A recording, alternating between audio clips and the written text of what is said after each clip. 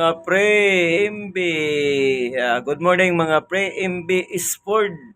Spotted natin ngayon nato mga pre.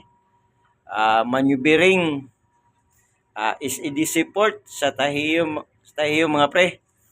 Oh, lotay ta karon mga pre. Daking ni sila sa birthday siguro, birthday ni sila daking. Shout out sa buong crew ng Sport. Up a safe daking maneuver mga pre. Oh,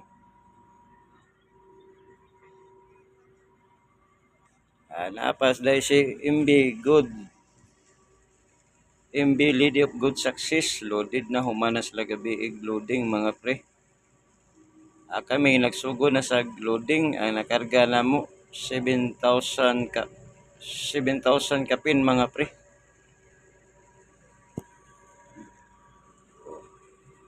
Oh. Nakabalas din ni si ano, Team VS Ford.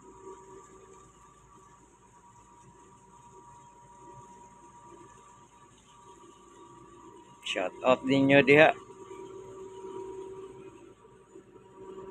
Di pod kayo taas taling barkuha mama or ni katas asa Victory sa isang barko na mo. Yan ora kayo nila gimaneuver.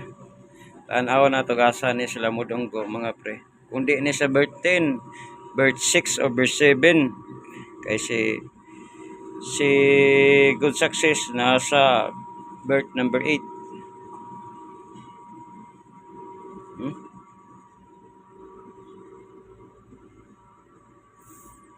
Okay ra kayo pag manobrada nila karon kay may kahangin-hangin.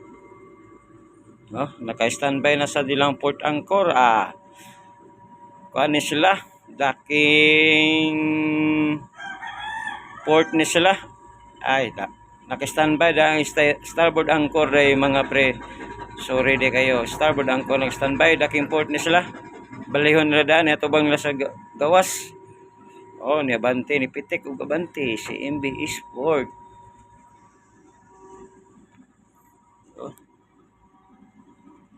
Atras si MB Sport patay salida.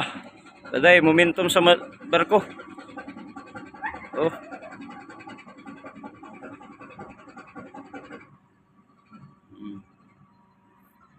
Lipandi de gyapon de si MB Sport.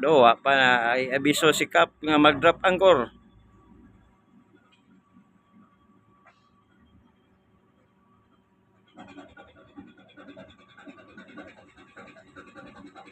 Atras gyapon sadya ni atras ni paibot na proa pa starboard. Dali ray pa baybuton nilang proa pa starboard ay.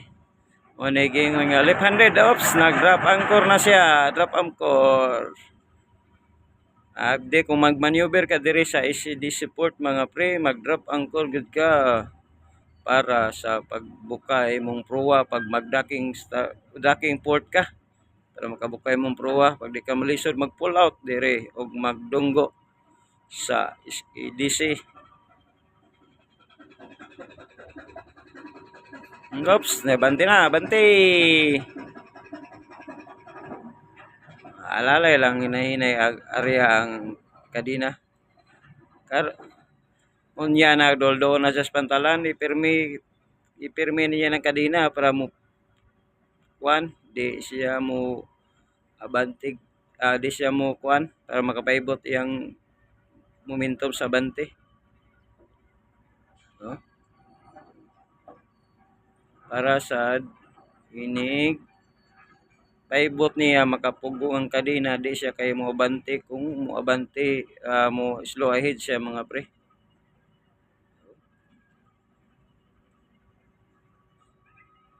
Okay, nabante na po si kung mag slow ahead.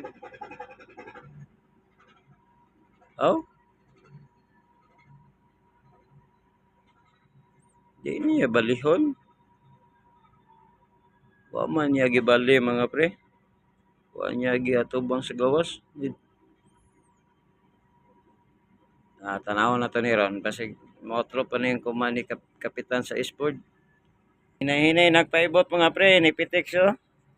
Hinahinay nagpaibot pa estribor. Si MB Sport, oh. Momentum na pa Trevor. Nakakuha na, naka 420, na 420. Naka starboard 20, nanti mo na ng purmaha.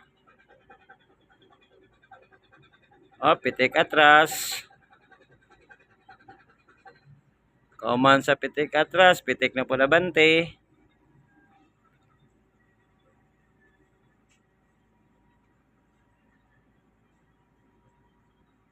Karon pitik na po na bante, nakakuha na ni. Oh, pitik-pitik siya bante. Doon na kayo ni sa pantalan sa berth number 6. Kuha na, siguro distansya niya sa berth number 6 mga 30 meters. Yang pruwa. Wala pa sila nilabog og iya ha. To sa berth number 2 gipulihan niya si Infinity 8. Shout out there sa tanang crew sa MV Blue Ocean 2. Oh, ni atras pa si MV Sport. Pero ni pitik na siya bante pa hard starboard. Oh. Atras na po ni kay marag dol-dol na gyud sa pantalan. Matras na po ni.